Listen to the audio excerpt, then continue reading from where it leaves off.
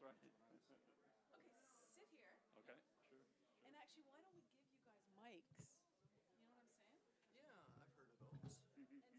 And so that because I think you're going to be talking amongst yourself, like instead of standing up at the podium, would that Yeah, be yeah, nicer? I'm good. I'm good with this. Sure, sure. Cameraman. So, is it okay if when they speak, they're going to speak for about 10, 15 minutes, is it okay if they speak at sitting down and I put the mics? Okay, thank you, cameraman. So, but you know what? These mics, kind of like eat the mic as I sit. Okay. Yeah. So I will also. Oh boy.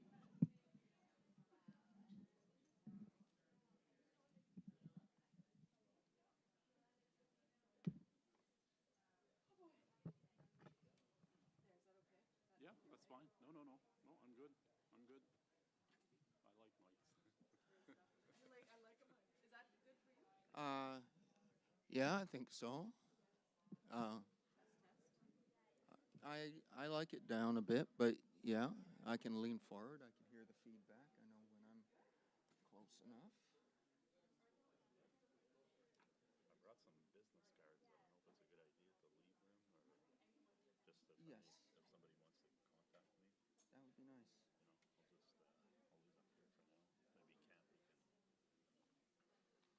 You know, I'll leave them here for now. Maybe Kathy can. And we've got Deepak. Mm-hmm. And I think it's Sahasra Buddha, but he is Sahasra Buddha. There's his name. Okay. I'm trying to learn to pronounce it because he's Okay. a neighbor, but Yeah. I'll go track him down. Okay. You getting by there? Okay. Yeah.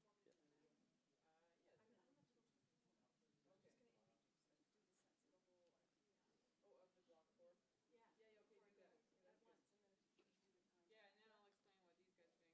Hi, Andre. Hey, how you doing? you, Hi, Kathy. Same here. Did you want that done on purpose? No.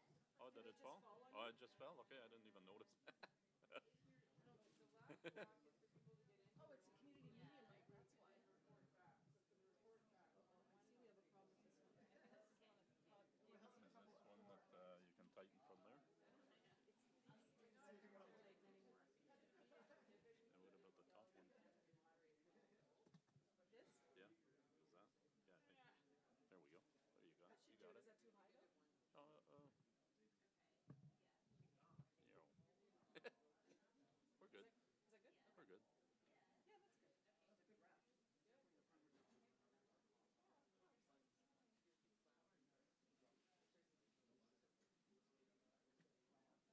That's a good wrap.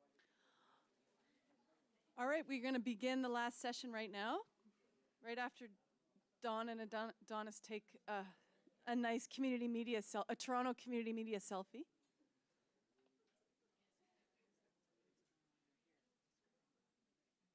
You're going to explain the whole co-op You thing can too? explain the block 4. But are you going to explain the co-op thing too when you get up? Yes. And Okay. then I'll do the co-op and introduce you guys. Great. Okay.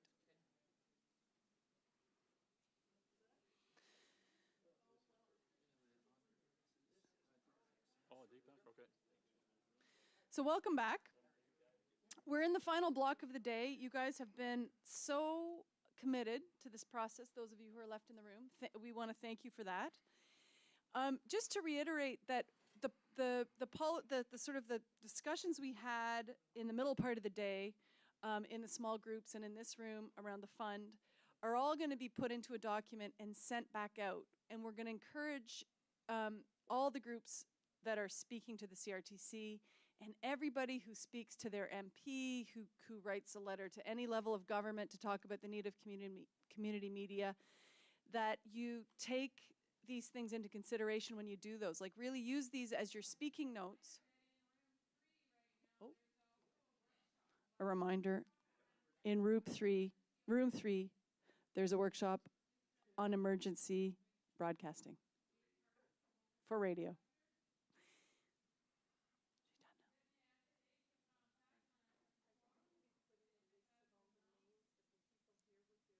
She's done now.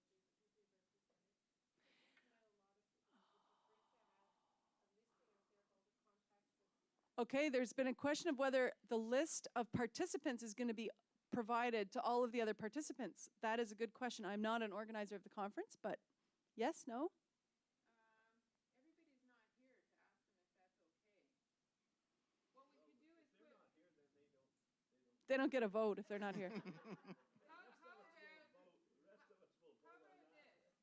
send a message after the conference saying, would you like to be on a list for sharing? Put your name on and you'll get everybody else that said yes, they would. We'll put it in the same message where we send you the copy of all the notes from these sessions. Very accommodating. So just for the translators, because nobody speaks on a mic in here anymore. You know, I can't do anything about these people anymore. Just for the translators and for the purposes of translation, there was a request for a list of all the participants that could be shared with all the participants, and we haven't asked people's permission to do that. So what we will do is when we send out the email, and when I say we, I certainly do not mean in any way me, this will be other people, but when the email is sent out, with all of the notes from the conference that we urge you to use in all of your lobbying efforts and submissions to the CRTC and discussions with people in your community media organization and any other public conversations you have about community media. We will also ask if you'd like to be included in that list so that so people can give consent to having their name, organization, and email shared with others. So yeah, hopefully let the networking continue. If you use a mic, you're welcome to jump in on any issue.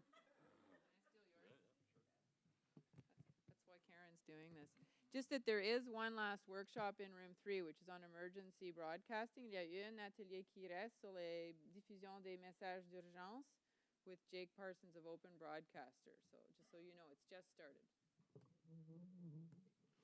So block 4, thanks Kathy, block 4 is, we are going to start with a discussion with, about the Broadcast Participation Fund. And it's a very important thing for people to know about because it is something that came out of a previous CRTC decision. It's money from Bell, I think, from the Bell. Yeah, from the Bell CTV consolidation.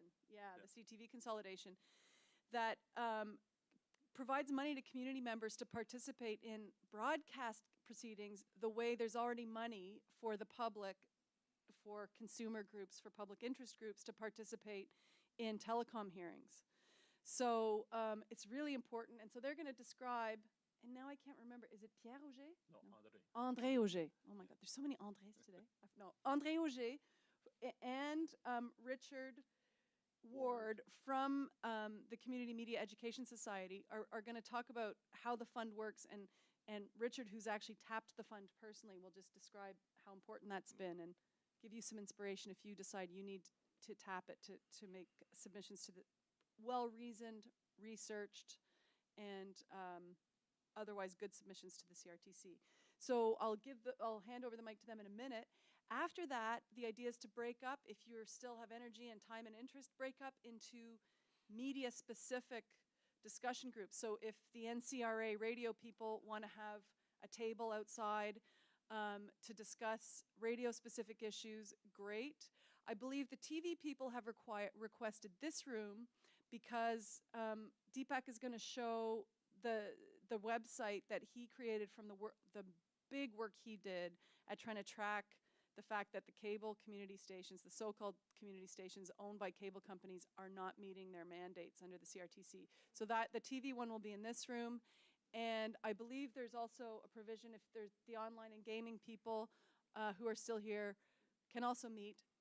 Though that would also be at a table outside. So we're going to be doing that in about 15 minutes. But first, I'm going to hand over the hand over the mic to Kathy to frame the whole issue and to say a couple of words about the whole co-op question for our friends who are on the live stream.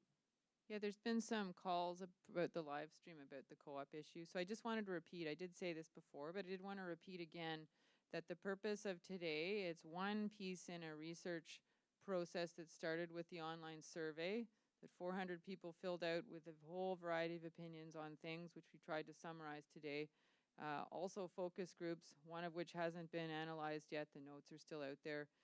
Today is another kind of consultation which let us talk cross-sectorally It's all data. There's no decision being made today about who can or cannot, that anyone's being recommended. Even this fund proposal that came from Cactus is just a proposal from one association to respond to the funding deficit identified by the survey and all of you. So it's just a discussion on the floor that's been recorded. And what seems clear to me is that there's a lot more that we need to understand about different co-op structures in different provinces and what the implications of those are. Are they for-profit ownership? Are they not for-profit? What does it mean, a solidarity co-op? I don't think we have enough time to deal with that today. So there's nothing being decided today to somehow exclude co-ops. There's been opinions about co-ops expressed, that's all. So please, I hope that sets some people at ease that have been watching from afar and not able to talk in the in-between about what that means, which we've been doing for the last half an hour or so. So we decided that it would be a good idea to invite Andre Auger, who's the cost officer with the Broadcasting Participation Fund, and Richard Ward, because as Karen says, this fund was set up to help both individuals and public interest groups intervene and have a voice at broadcasting proceedings. Created in 2012, one of the public benefits of Bell's purchase of CTV was to put money into the fund. And so Richard's actually probably sitting on this panel more as a board member of Cactus because he handles Cactus's submissions to the BPF. It's been very effective for us to be able to engage legal advice and do research. So we thought for other community media groups that may not realize that they qualify, and also individuals, the fund can help you participate in public interest in broadcasting proceedings. So I thought, we're talking policy today. It's hard to get to these events, that it's important to know what resources are available, and then we'll do the breakout groups. Thanks very much for coming. Okay, good. Thank you. Good afternoon, everybody. I'm happy to be here. It's an excellent opportunity for the BPF to reach out to other players and to try and help other parties. That's the whole reason behind the fund. As Kathy says, it was created in 2012, so it's been in existence for 3 years. We help public interest groups and consumer groups who represent the non-commercial interests of users. So it's important to underline the non-commercial aspect of it. That is one of the eligibility criteria. In a nutshell, the fund, there's $5 million that is available. We received an initial investment of $3 million. The other $2 million we receive in 7 equal installments until 2020. Installments of $285,000. I can tell you so far, over the 3 years, there's still, at the end of this year, there should still be about $3.5 million in the fund. I receive on average about 40 applications in any given year. And we've paid out, it runs about $400,000 a year, with the exception of 2014, where we actually paid out $800,000 in cost awards, and that was due to Let's Talk TV. So I had a lot of claims for that proceeding. And essentially, what we've managed to do is our operating costs they're minimal. They pay for, basically what it includes is my services through our accounting firm, Welch LLP, and legal fees from Gowlings. And those costs, they run maybe about $100,000 a year. So in relation to the $5 million, it's not all dedicated to admin costs. So I'm really focused on the cost awards. I'm really focused on helping the community. So far, I'm dealing with about 12 different applicants. The bigger players, obviously, PIAC and Cactus. And I'm hoping that maybe through those bigger players, I can reach out to the smaller players also. Because the key is, the way I see it, is that people should have a voice regardless of the resources. So the resources, that's a secondary question. That's where I see the fund coming in. There are criteria to be met when I built the processes, if you will. I wanted to ensure that there was a certain rigor that was involved, that was part of it. I did not want people to see the BPF as, well, submit an application, they'll pay for anything. That's absolutely what I want to avoid. I've managed to avoid it so far. I encourage you to visit our website. There's a website, bpf.ca. It's both in French and English. If you do get a chance to visit it, take a look at the guidelines for cost, the assessment of cost. And because that will tell you exactly what is allowed and what is not allowed. There's not too much that is not allowed. I've denied very little. I can tell you that. The applicants have followed the processes. The claims that I'm getting are very good. They're very comprehensive. I also look at not the quality of your submission, but more so as to, well, first of all, did you participate in the proceeding? And secondly, can I see something that, justifies, reimbursing costs? I do not judge the quality of submissions. That's not my field of expertise. But at least, as part of my due diligence, if somebody questioned, is this reasonable, at least I know where to point them. And if there was a commissioner or, I don't know, an expert who wanted to question, I can point them in the right direction. But I'm not, like I say, I'm just looking to make sure that I do proper due diligence. I can tell you also that there's a presentation on the website where you're going to see our value proposition. There's all kinds of metrics in there. It tells you the number of claims, how many I paid, how much I paid, how much I denied. And I can tell you in the first year, out of 29 claims, only 7 were denied. Those that were denied dealt directly with producers and commercial artists. So they stood a chance to benefit financially from a CRTC decision. In 2014, the number of denials dropped to 6, and in 2015, so far, we're at 0. And the adjustments that I've made, I'll give you an example. For 2015, so far I've paid out $310,000, and the original claims were $355,000. So again, and it's over 12 applicants. So I'm not here to discourage applicants. Although my background is audit, I'm not here to audit your claims. I'm here to facilitate the process. Is there anything else I can tell you? It's going very well.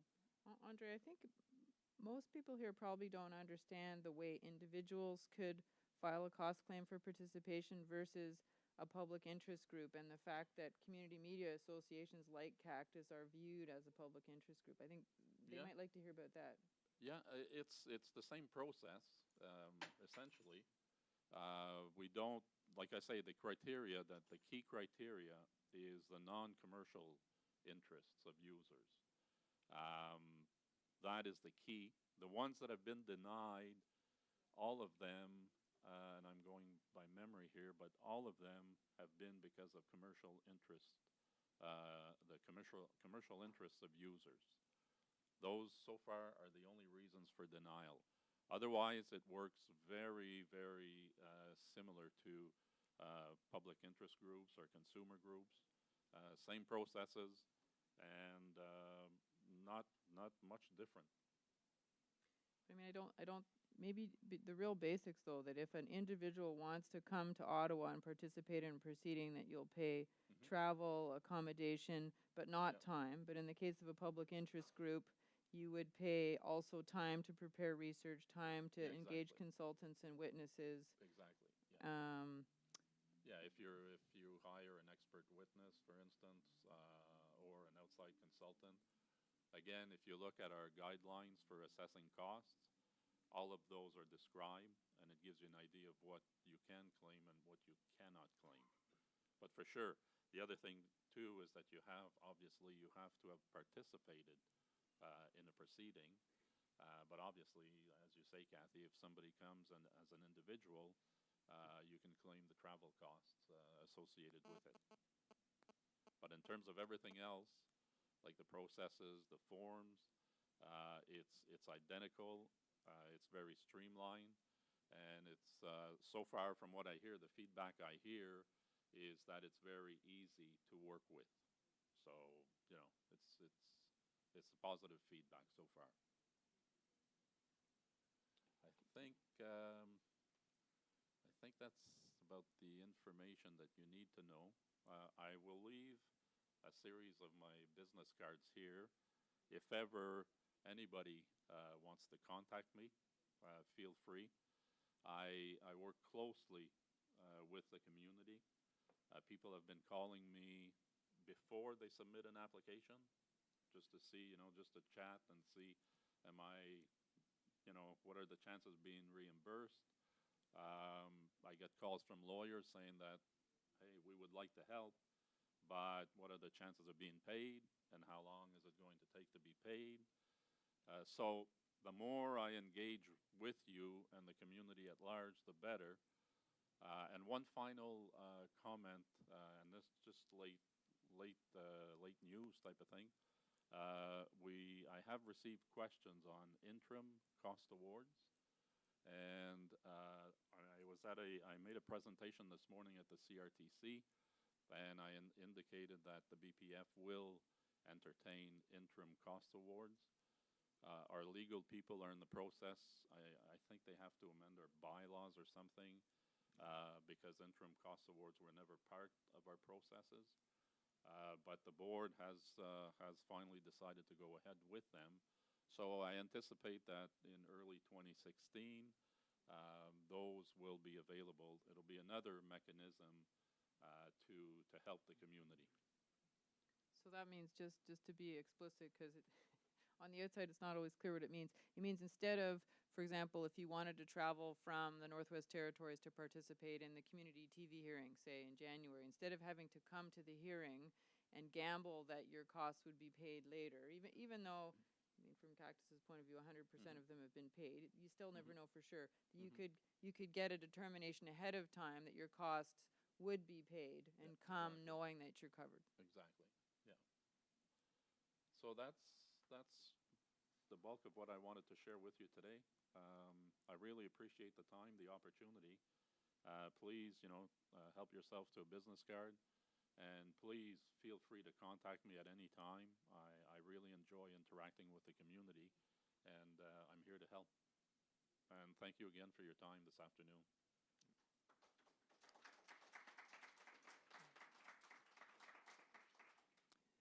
And I'm going to start with a resounding thank you to the CRTC for bringing in this fund, because some of the people in this room have probably been disappointed occasionally in their dealings with the CRTC. We haven't always gotten everything we would have wished for,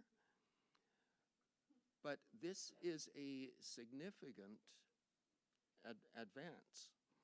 And mostly what I'll talk about is the anecdotal experience of Cactus in dealing with the Broadcast Participation Fund. I'm here as a director of Cactus, and it's my responsibility to submit the claims. So first, let me just mention Broadcasting Regulatory Policy, CRTC 2012-181. Everybody probably knows that that is where the Broadcasting Participation Fund is brought in. So if you want to know the legal details of it, that's what you look up. You'll find that on the website as well. And what this was when there is a major media takeover, there's a percentage, typically 5%, that goes toward the public good. And in this case, it was the Bell purchase from CTV Globe Media of a substantial number of assets, and the money became the core of the fund. Now, when we found out it existed, we put in the application. The first thing you want to know about is Appendix A and B. Appendix A is where you describe your organization. You want to be thorough about that. You want the board of the Broadcasting Participation Fund. You say that you may not always look very critically at what people are applying for, but the board will go through it with a fine-tooth comb. They really want to know that you're who you say you are. The next one, Appendix B, is where you say why you're applying this time. So let me give you some examples of what Cactus has applied for. Our very first one was about the CBC transmitters. CBC was shutting down its transmitters. There was a hearing about this. Then it was the local programming, LPIF, I've forgotten. Improvement Fund, thank you. Yeah, and then CBC got its license renewed. And this actually connected to the transmitters and had an implication for community channel funding. We interviewed there. Then Bell Alliant. Again, BCE Astral, Bell Ottawa and Montreal, and CBC transmitters again. There was a hearing to do with Nipawa in Manitoba. Videotron in Montreal. This was the English language channel. Then Rogers Atlantic. Then there was a broader hearing on tangible benefits. Actually, the big one was, after the CBC transmitters, was the Videotron in Montreal. That was quite a controversy over the English language channel. Then we've got Bell Community TV, MATV in Montreal, so we're back to Montreal again. There's quite a lot of CRTC interest in Montreal that Cactus was involved in. And Let's Talk TV, and there were two of those, the first one and Phase 3. So there have been quite, let's see, 1, 2, 3, 4, 5, 6, 7, 8, 9, 10, 11, 12, 13, 14, 15 times since 2012, Cactus has been involved in a CRTC hearing on behalf of community television. We are quite active participants. Now, there was something else you said earlier. You would like the smaller players to be involved.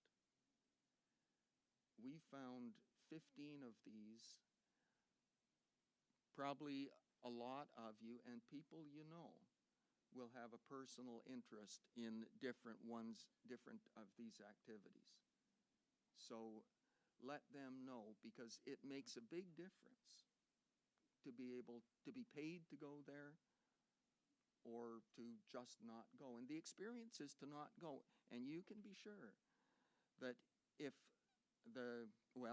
in this case, Videotron or Bell or the CBC or any of them, they're going to pay somebody to go. So it will be just the one side that the CRTC hears. You probably don't want that. The CRTC certainly doesn't want that. So this is a benefit for everybody. And it's a reasonable amount of money, as you said. It's not just small change. Now, I've got a couple of anecdotal things. I went through my email list to see what we might have found that we'd done wrong so that you won't have to.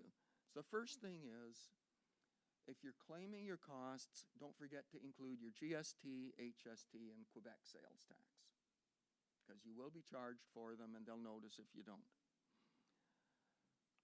It's the BPF board that reduce the applicant's funding sources. So this means you'll always get very cheerful emails from Andre because he doesn't have to worry about this side of it. But when you are sending in your application, make sure it arrives during business hours. Otherwise, it goes into the spam folder, which is not regularly checked. So you're sitting there thinking, why don't I get an acknowledgement? What have I done wrong? And you don't want to get back and pester him, and then you finally do, and oh. So make sure it arrives during business hours, like not on a Saturday.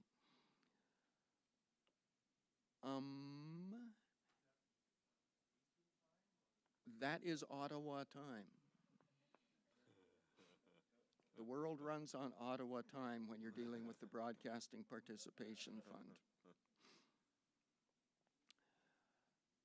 And if you are applying on behalf of a group, let me just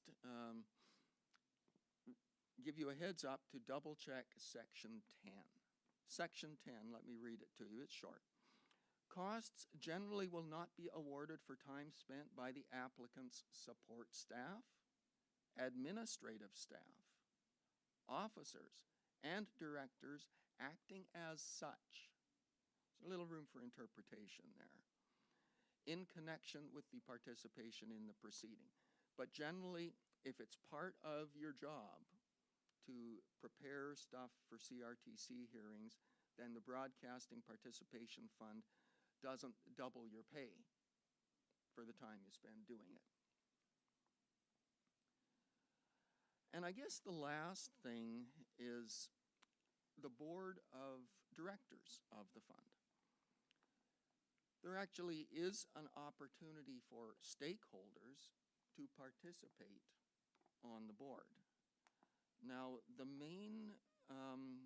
original contract was between BCE and PIAC on behalf of CTV Globe Media. In other words, it's the Public Interest Advocacy Center that is the primary driver behind the fund. And in addition to my gratitude to the CRTC, I'm also grateful to PIAC because this is a big step forward. But there are a number of stakeholders on the board. It's a fairly good-sized board. So if you are part of a group that starts getting involved and starts submitting claims, you may start looking at board involvement because it's an evolving group. It was just, this sounds like a good idea at the beginning. Now that there's been some experience seeing what people apply for, the policy is changing. It's organic. It grows. It grows according to what you do and how involved you get. And there aren't very many other policy activities where you're being so strongly encouraged in a financial way to be part of things. So you really have to credit the CRTC on this one, I think. And I'll answer any questions. Can I add one thing to what Richard said? In terms of the Appendix A you're talking about, you have to make the case why you're a public interest group. So Cactus as a national association, our case was that we advocate for the right of Canadians to, under the Broadcasting Act, to participate in the community element. So initially it was about establishing that we were eligible as an association, but in some proceedings, different ones of our members also intervened. So for example, Nipawa Access, Ivan wanted to apply to the Small Market Local Programming Fund. So he was involved in a proceeding, his channel, and they intervened. Also ICTV Montreal that filed the application of non-compliance against Videotron has filed a cost claim. So from the point of view of you guys, not as association, but as individual, not-for-profit community media organization, we've managed to establish the principle that just as Cactus advocates and promotes access to media by Canadians across the country through our encouraging and supporting our members are carrying out that mandate at the local level as well. So to the extent that Ivan is making real the promise of the community element in providing access in Nipawa in his area. He's a public interest group functioning in Nipawa. And this was, we had some back and forth about this. Would you be eligible if they're a public interest group functioning within a particular area? And the BPF decided that that was the case. So far, Cactus members have been found to be eligible to the fund too, and so they are supported when they have to intervene in proceedings directly on their own behalf. So that's something I presume would apply in the community radio and other sectors too. So that's why we wanted to throw this in here today. It was something that we could share with you guys if it's less known in other sectors. Thanks very much for coming. Yeah, thank you. Thank you.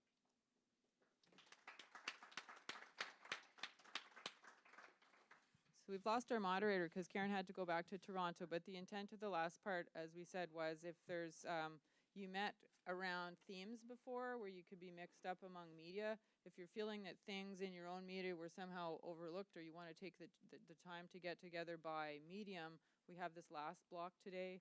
And I know in the community TV sector, because we have this review coming up, Deepak had wanted to share with folks interested in community TV compliance and performance. He wants to share some research that he's done. So because we need the projector, we're going to do it in this room. But if you want to stay, if you're interested in TV, anyone's welcome. But if there's, if radio folk or if there's enough online or gamers left that you want to take advantage of the breakout facilities, the easels and so on out there, you're welcome to do that too. So that's what we have left for the end of the day. And it's just 4 now. Say we took till 4:40. We'll come back at the end. If you have anything that you want to add to the record of the day, Alicia and Cynthia are still here. We'll do that at the end. So TV's here. I'll introduce Deepak, and if you want to, the full SCAP and everything is still out there if anybody else wants to meet on any other issues. For example, if there's a nucleus of people that wanted to talk about what co-ops mean, you could use the time today. Yeah, go for it. Did you want to have the mic? And yeah, are they in the emergency messaging? Okay, sure. Well, no, we have to comply too. By March 2016, absolutely. Okay. He does video as well. Okay. Well, I think everybody else has sort of moved on anyways. Yeah, So sure. No problem. we're back here for 8 for awards. Yes. Okay, good. Good. So you just go to your own website. Yeah.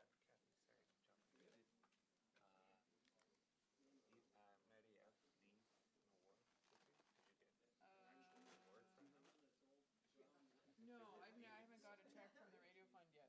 Okay. It's we have had the trophies made up. We did that. It's just the check that was outstanding. I'll get them to some. Oh yes, you're presenting that. Okay, good. Good, thank you. In fact, you're presenting 2, but I think 2 of our judging sites didn't get their info back in time to print those trophies up. Am I starting? Yes. Okay. I had an opportunity to look at 87 license areas. I should start with why I did this. The conversations I'd been hearing about community television never seemed to include specific information about what are people seeing, what is on the air. And so I decided that I would look at that. Now, I'm from New Westminster in British Columbia, and we're served by Shaw, who has a company that has zoned, improperly zoned, the program services for 7 license areas in the BC Lower Mainland. So New Westminster exists as a unique license area, and yet we get programming from Vancouver. The thing that galls me the most about this is that we have about $400,000 annually being contributed to community television through the 2% being allocated to community television, which gets sent to Vancouver, where programming is produced, and New Westminster has 0 local programming and 0 access programming presented. So I wanted to look at that to understand what are the details that go with what are we seeing, what is being seen elsewhere in the country.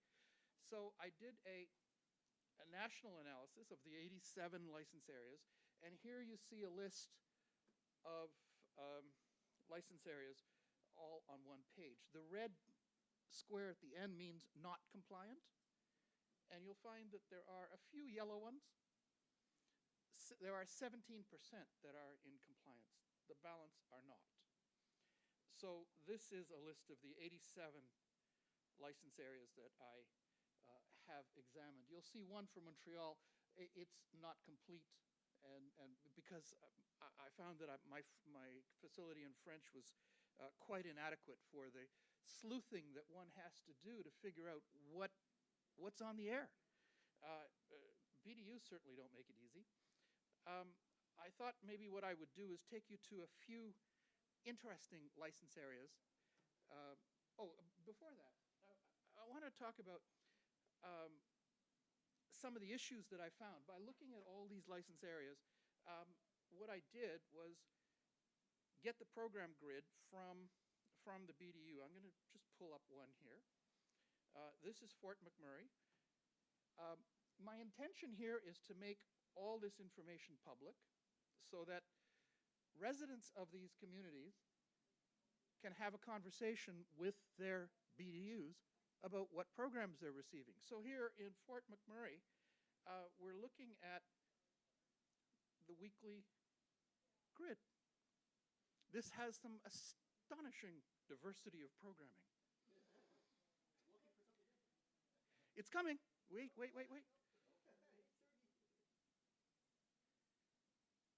So I saw some of this, and I thought, this is not what community television is supposed to be. I've just clicked on program grid there. Program report. And I did an assessment of, this actually counts out what is shown. So we're seeing here in Fort McMurray that there are, the bottom number there, 6 out of 336 half-hour broadcasts. That's the unique programs.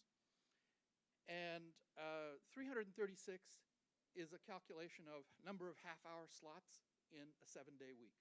So 7 times 48 equals 336. And we're seeing here that there were 12 broadcasts of a government program. That's the first one, the Children's Mental Health Learning Series. So what I did was I went to the grid, got this information, clipped information that I could find about the program description so I'd know what it was, make an assessment, and I'll take you to the forms because the information of my assessment's actually there. But I want to take you through this overview first. And I determined that the regulations say that government programming doesn't qualify as access, and it's not local because it's not made in Fort McMurray, so it's not local, it's not access. So the next show, Dime Store Fisherman's, a program produced by an independent producer in Calgary, therefore not local, not access, and all the way down the line. This one, Go on Shaw TV, is broadcast 284 times out of 336. Now, they don't have any information about what's on the show. So you can't have something that bland. And they did not give me enough information to know what's on the air, so I can't say it's local. They, in fact, have shows titled Go on almost every single Shaw service there is across the country. So I'm assuming that they must have a similar format, which disqualifies it from access because it's not a community access. It's not been designed by local people. And probably they use segments from other parts of the country. I don't know this, but I thought I would start the discussion, I hope, with the BDU and the community saying, so what's up? What's up with this Go business? How much is local? Show me. They do have some stuff on their website that is on demand of this show. They're small clips. They're kind of happy talk about things in the community. But anyway, that's...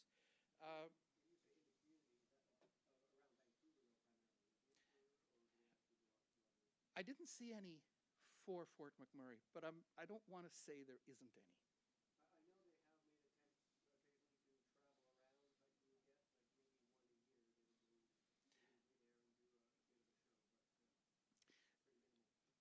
So this actually brings out the purpose of this information.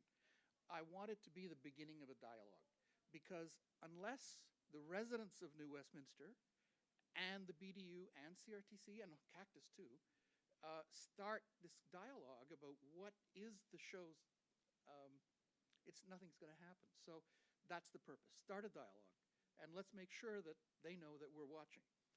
I want to just go back and show you the kind of detail on a program page. I submitted, by the way, 87 of these.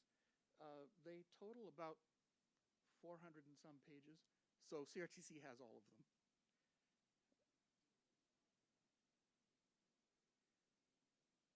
So I'm just going to click. I won't click on go because it's...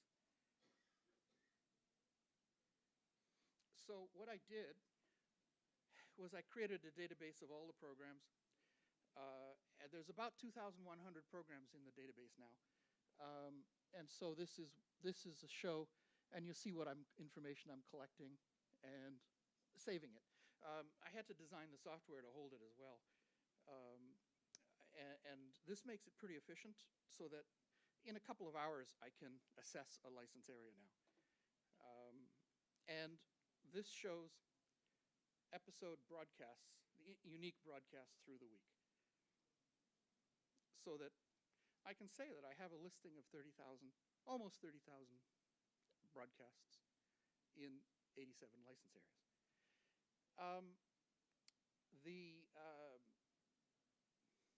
The kind of things that also came out of this research is that I found, I'm going to go back to the All Canada summary here. I found that in different zones, programs were being offered in different license areas that were being repeated again and again around in different communities. And actually, it makes it quite easy for me, and very quick, because the database holds the names of the programs, and when it's broadcasted in another community, I already know where it's made and all that, so it speeds it up. But we have a listing now, which I think is a kind of an interesting thing, is I have a listing of 20, and descriptions of 2,100 programs across the country. You get a sense of what a broadcaster is about, and how they're managing their programming. And there are these broadcast zones. In British Columbia, New Westminster, for example, in this list you can see I did it twice, once in May and once in August, just to see what the difference is. This number here is the number of unique programs, and this is the local content and access content for that particular week. The information is set up so that I can draw in information for a week very rapidly, and the analysis happens relatively automatically once the information's all in. Some of the things that I found, I showed you this repeats, are in some communities quite excessive, as in Fort McMurray. There's Sault Ste. Marie is about the same, and there's many excessive repeats. A problem in New Westminster is that, as I mentioned already, New Westminster has residents, but we have this zero, I'll just go to it again. It's BC08. We have no access and very, very little local programming. And so what I thought I would just look at is what kind of results did we get in Coquitlam, in other areas. And what I realized right away was that, so I'm just looking at Coquitlam here, has very low local programming, very low access programming, and the same thing happens in other license areas as well. So this is what gave me the idea that money is being collected in these zones, in these license areas, and being siphoned off to Vancouver, which you see has almost 80% local, and they don't make the grade in access at 39.88. I don't know why that's red. Oh, it is red because of the 39.88. So that's something that I think is very important. And in my intervention to CRTC, I did point this out, that money is being collected in my license area and not being spent there. And I think that that has to be corrected.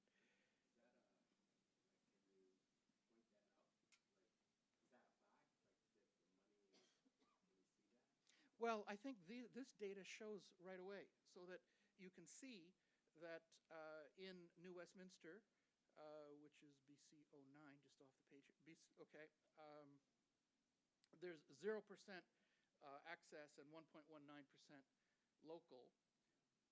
So that means that money is not being spent there. So that's, I have to impute that. But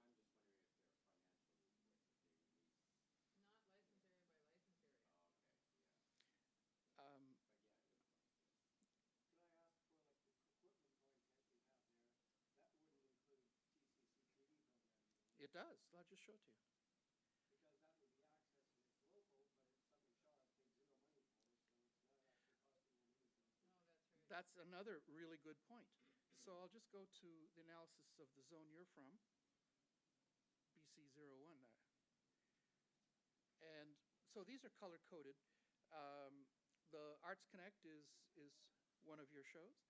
Access TV, oddly enough, is not access or local by color code. They have no information about this. So if you look here, I couldn't find anything anywhere to describe what that show is. That's probably because Sid submits it, and if he doesn't put information on it, they're not gonna spend the time. Oh, so that's actually access then. You're getting some feedback. It's by a member. Yes. And again, that's another of the things that I'm hoping will happen. As people get to know about this, they'll be able to see this, and at some point, I'll actually allow outside access by account. I'm frightened of spam, and so that's why it's kind of locked down right now. So if you send me an email, I'll fix it, if you can show me that it really is access. But I want proof. And so we can fill in all this information as well, the individual program data. You got a question there. Yes. Microphone?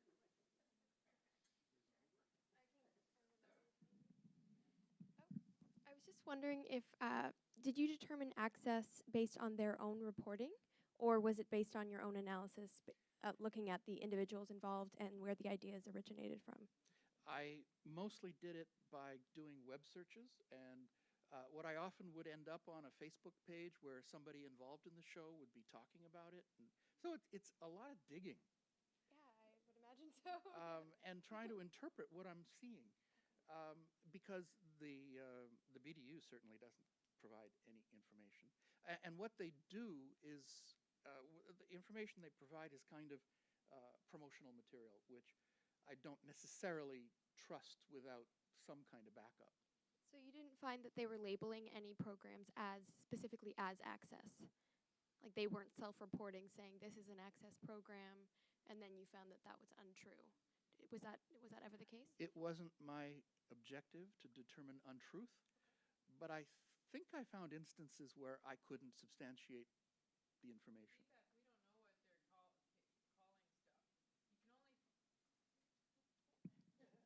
Feedback, we don't know what they're calling stuff. You can only find out what the cable company is calling something and claiming if you file a complaint, and then like what happened with ICTV, and then the CRTC summons their logs, and then you get it looks like what Deepak's got, a big grid with all their programs, and you can see what they're claiming.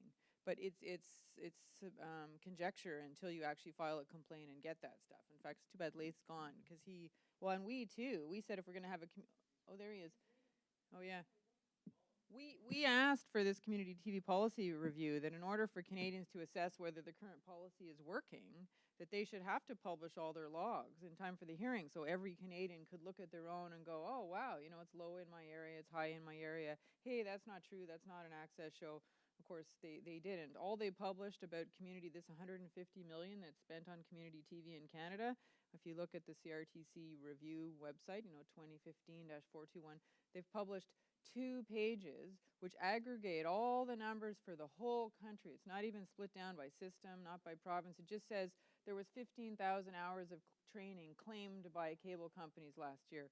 There was, 4,000 hours of access programming claimed. And there's no breakdown. It's impossible to verify. Further, there's other issues that we have to prod CRTC into supporting, and that is they use the word local in their regulations. However, local isn't defined. One would think that locals would have geographic boundaries. When I asked CRTC in 2011 for the Lower Main, I did a similar analysis for the Lower Mainland in 2011, and I asked for some maps of the geographic boundaries of license areas, and they sent them to me. No problem. I asked this year for maps of all of the license areas, and I asked for a list of all of the license areas, and I couldn't get them. They don't have maps of their local license areas. And they suggested that maybe I could find them, but ask the BDUs if they happen to have any. So that's a problem.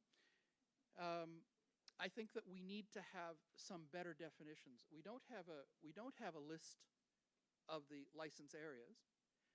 I have a list of 66, but one line entry, one license area in Ontario has Toronto, Barrie, London, Ontario, etc., all as part of one license area. So how does one determine local there? So what I did was I started out and I did everything that was obvious, and I maybe 40 or 45, not including Quebec. I wasn't able to do Quebec. But I ended up with my first crack at this. I had about 40, 45 license areas. And then I got into Ontario, and I'll just go back here and you'll see what I ended up doing. Try to figure out what municipalities are in some of these larger megalopolis, like Toronto area. So here we are in Ontario. This ON01 is Region A. These are all one license area. So there's Barrie, Aurora, Barrie, Bolton, Borden, Collingwood, Keswick, Georgina, Kitchener, London, Newmarket, Orillia, etc. The BDU actually separates these out. The CRTC does not. And so I don't actually know what the license area boundaries are. So I had to make some guesses, which again is inappropriate really when you're trying to determine compliance. Either the church is in Barrie or it's not. I mean, I had to make those kind of determinations. So if I could look on a Google map and see that this church broadcast was in a church that was within the city limits of Barrie, great, no problem, it's local. Except there are church broadcasts in I don't know necessarily Barrie, but in license areas that are a confusing distance out. It's like outside the city, but the license area might well include that. But I said, no, it's not in the municipality, so nope. So that's, I'm expecting a bit of a dialogue with BDUs to correct these issues, and it's easy to correct as long as I have a map. And that was one of your recommendations to CRTC, right? 30 maps. Yes, and what I want to do is actually put them right here on this website. What I'd like to have happen with this website is for, in fact, I'm intending to write to the MPs and the mayors of all of these 87 communities and saying, I'm starting a dialogue with your BDU about programming they give you. Want to participate?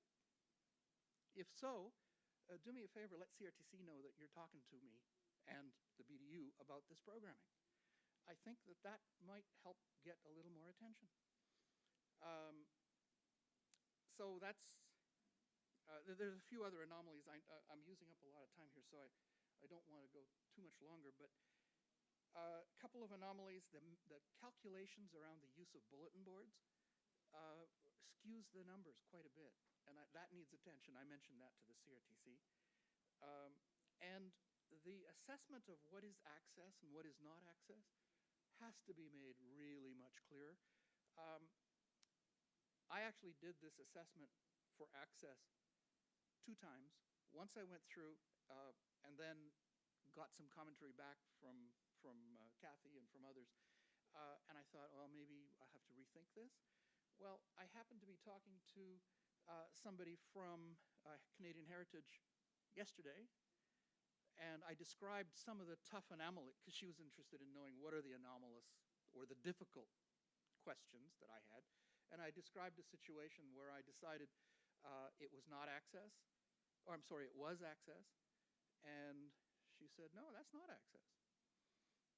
So I have to go through and do a third assessment just because the rules are not easy to find. I think that and I intend, as I determine the rules, to actually post them right on this website.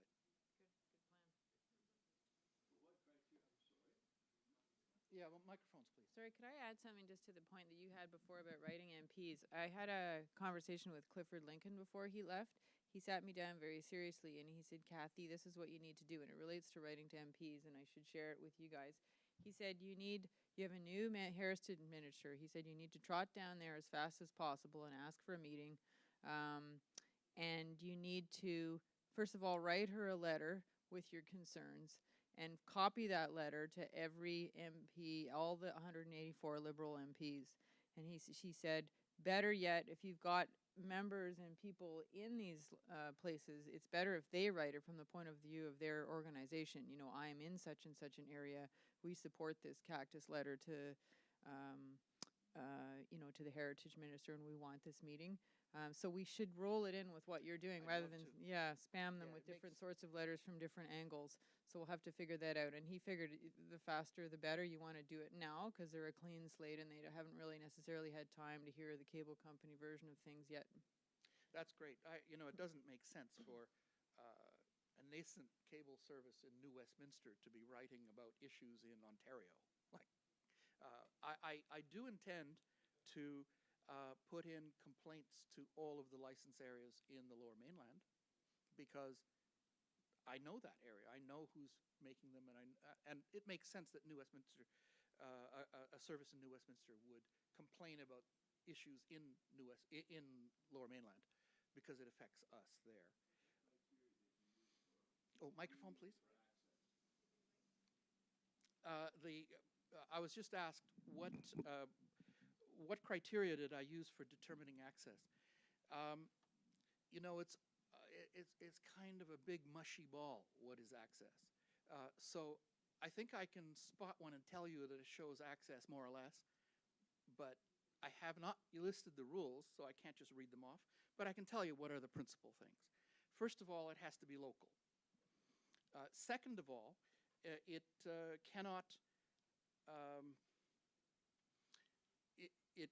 involve it has to be conceived by somebody not employed by a BDU.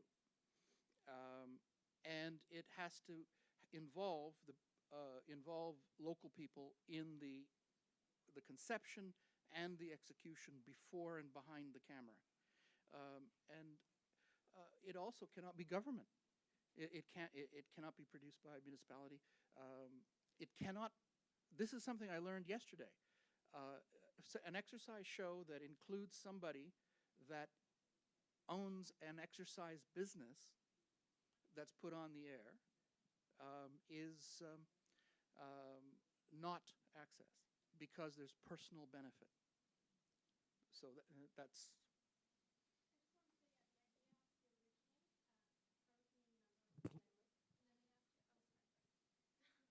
So the idea has to originate from a community member outside of the BDU, but also they have to be involved in one aspect of production. So that could be writing, directing, producing, script writing, or even just an on-camera role. That would be enough to suffice for access. Well, actually, that's what the definition says. I understand that's the definition, but that is actually not sufficient. I don't think it is either. I'm saying it's insufficient, but I'm saying that's the definition. So if they're still not complying based on that, that's pretty bad. Yes. There are circumstances where it just looks so much a BDU production, because you see what kind of productions they have. What I'm seeing is somebody is brought in from the community and maybe asked, what kind of program would you like to do? But I kind of find it hard to think that a fitness instructor would say, gee, I'd like to make a show about cars. And so this fitness instructor who owns a fitness company is doing a fitness show. Well, even if that person is actually an employee of the company, that's the whatever, it looks like a corporate production. It doesn't seem like it's a concept that's, and Shaw's really very, very commonly uses a Shaw format, right to the logo on the microphone, with branded. That's a kind of a giveaway that might not be an access show. Just Deepak, in terms of moderation and everyone, it's 20 to 5 now. Is there anything else as a TV group we want to talk about in terms of what's next with the hearing? We've got 20 minutes left. So just one more touch base. Who's already intervened and got a letter in? Okay, so next steps we think. Do you mind? Could I just wrap up? Yeah, 'Cause I yeah. haven't asked. Sure. Okay, there's just not much time left in terms of what happens after we all leave here and fly Right. away. Okay, I'd really like anyone who's interested in this to please go to comtv.org, and there's a way to contact me there, and give me your comments. I'd like to, especially if you're in the area of whatever I'm assessing, tell me what you think about my assessments so that I can make them the best they can be. I did some research on this as well, and I just found the data was really confusing, and I'm just thinking, how can any organization like the CRTC manage something effectively if it's so confusing? And maybe what we should do is propose to them the kinds of analytics that we want. So that might be another research study. Yes, I actually, I think that is the next step. I think that what this is a first step to put everybody on the same page so that we can talk about a specific show and a specific assessment. And why it fits, why it doesn't. There's space to write the basis of the assessment, and that can help really inform us what the rules actually are.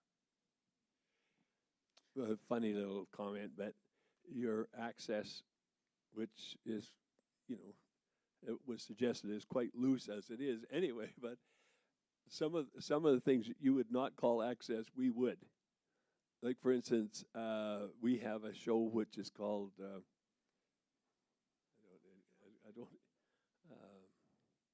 oh my God, she made 126 of them for me.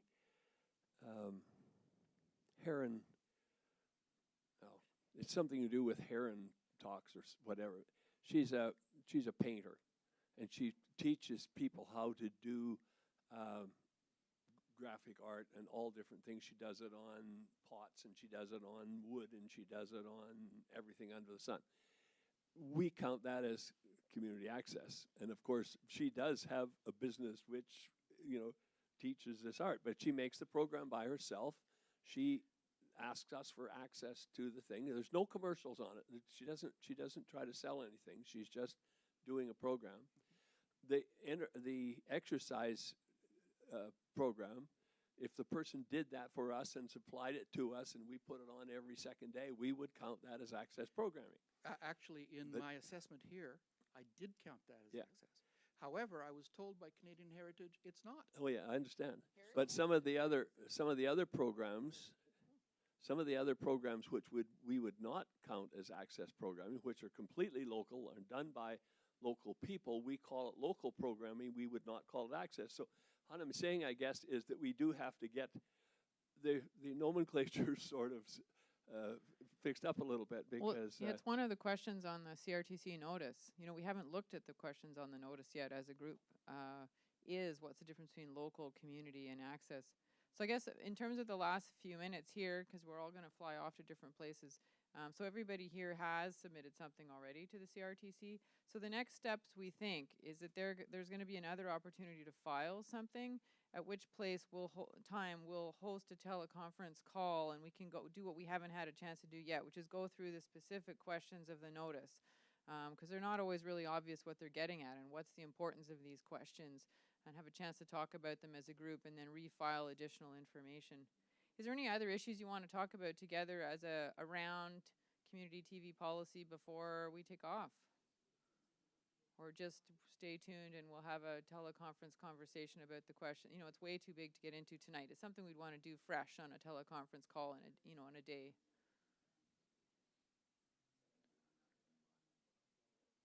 No? Okay.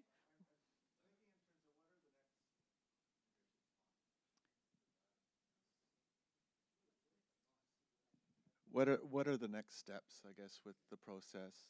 Some of the questions I have, and I was talking to Andre about this, is, you know, the kinds of research we can put forward to help advance the sector. I mean, that's going to be really important.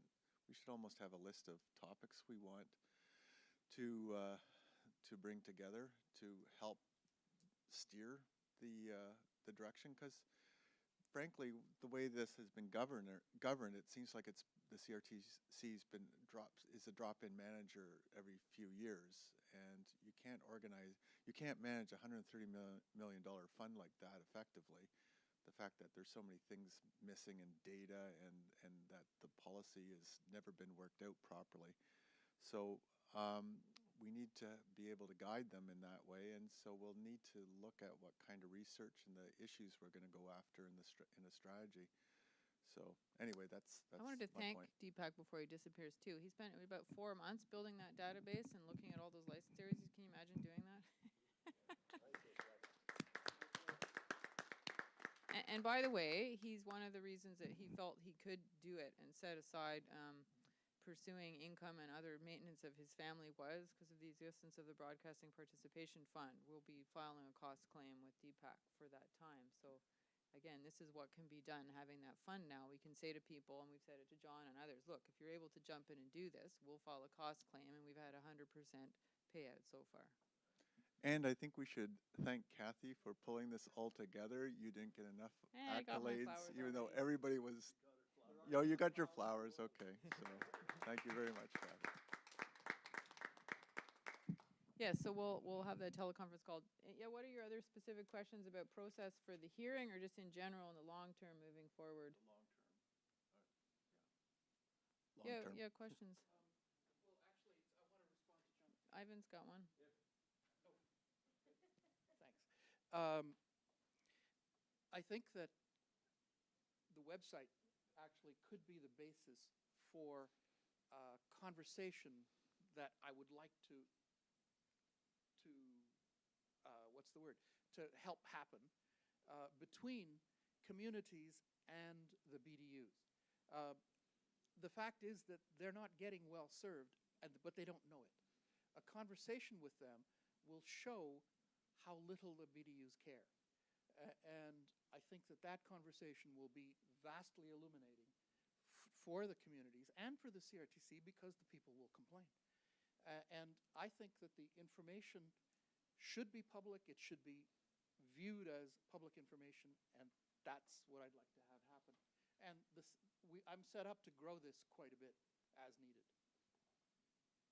And you know what I would love to see added is links to shows. Like, I have read and seen snippets of shows, 2,100 shows across the country.